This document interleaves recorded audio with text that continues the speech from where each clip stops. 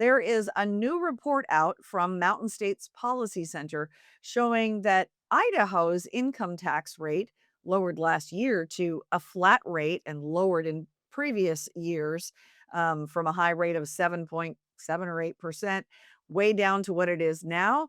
Well, as it turns out, that lower income tax rate has translated into more income tax revenue coming into the state of Idaho.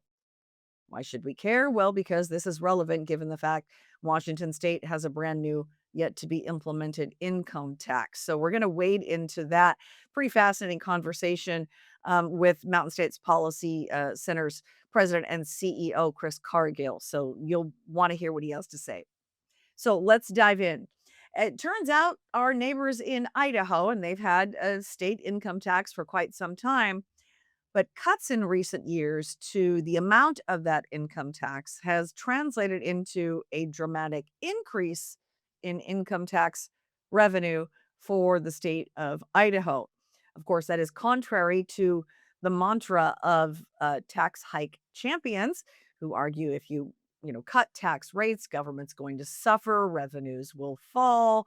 That has not been the case in Idaho. And in a report from Mountain States Policy Center, results really don't fit that narrative. So, this is Chris Cargill. He is the founder and CEO of Mountain States Policy Center, talking about what they have found regarding Idaho's income tax. And this is something that those of us kind of in the free market movement have been talking about for years. We have evidence from the past of the federal government doing this, where the income tax would come down and then revenues would go up. And the reason for that is because the more that you lower the income tax, the more workers that you'll see come into the system, the better the economy does. And then as a result, more people start paying into income taxes. So it is essentially the easiest way to explain it to people is, look, would you rather have one person paying 10%? Or would you rather have three people paying 6%? What is going to be more? Of course, the three people paying 6% is going to be more than the one person paying 10%. And so that's really the theory here that we tested. So we took a close look at what Idaho has done. And Idaho, since the mid 2010s, 2014, has been steadily lowering its income tax. So in 2014, it had an income tax rate of 7.4%. Effectively, that was the top rate. Although you hit that rate if you made really any money in this state. It went to a flat rate of 5.3% starting last year. And so Idaho has essentially lowered its rate by 2.1%, a huge amount just over the past 10 years. So, of course, at the time of all of these reductions, we were hearing a lot from people, oh, this is going to cause revenue to fall off a cliff and we can't afford tax cuts and we're going to be scrapping for pennies and all of the things that we've always heard about tax reductions. But if you go back and look at the revenue since then as well, revenue has almost doubled in Idaho, the income tax revenue. We're not talking about any other tax, we're just looking at the income tax. And when you look at the income tax, the rate has come down in Idaho 2.1%, but the amount that Idaho is bringing in has increased by about 95%. So, again, a reminder, as he mentioned, going back to 2014, so 12 years ago, the state income tax in Idaho brought in about $1.16 billion in income tax revenue. That's not their other taxes. This is specifically income tied to the income tax. By 2025, that number had climbed to roughly 2.26 billion. That is a 95% increase, or nearly double, even though they went to a flat income tax rate last year and a lowered rate at that.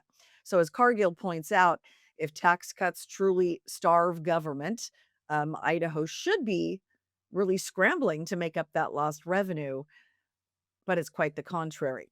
So he told me that, if you're going to have an income tax, which they're not a fan of, but he says if you're going to have an income tax, it should be like Idaho went to last year to be fair. So everybody's paying the same flat rate, no matter the level of your income.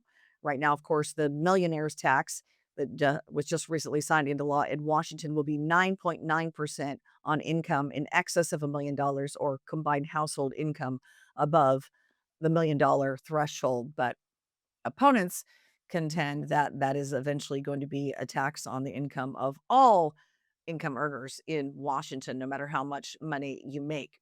So he said, you know, Washington really should be looking at what has happened in Idaho since they're not new to the income tax. And he says it's not a fair comparison to simply say, which I heard over and over again during the legislative session by majority members pushing the income tax. They kept saying, "Oh, look at Idaho. They're doing great.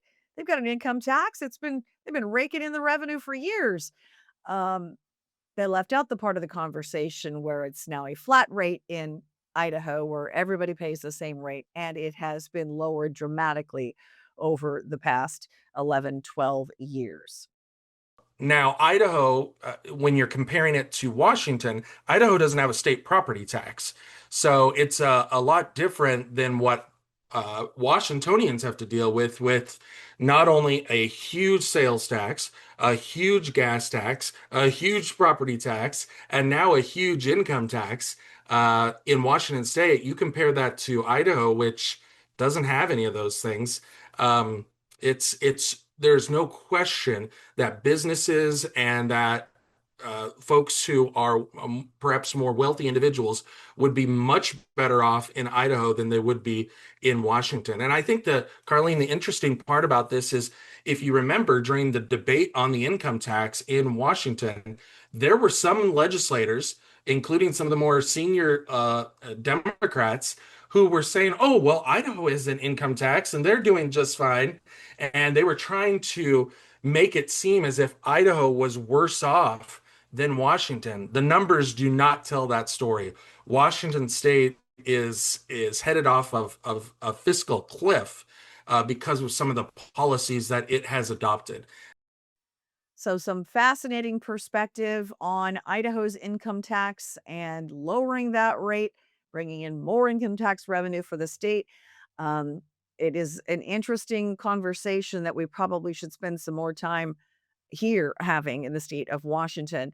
I encourage you to check out the article at Mountain States Policy Center. So that is a wrap on today's episode of Washington in Focus Daily for this Friday, April the 17th. Check out the centersquare.com Washington's page, and I appreciate you watching. I hope you'll join us again next week. Have a great weekend.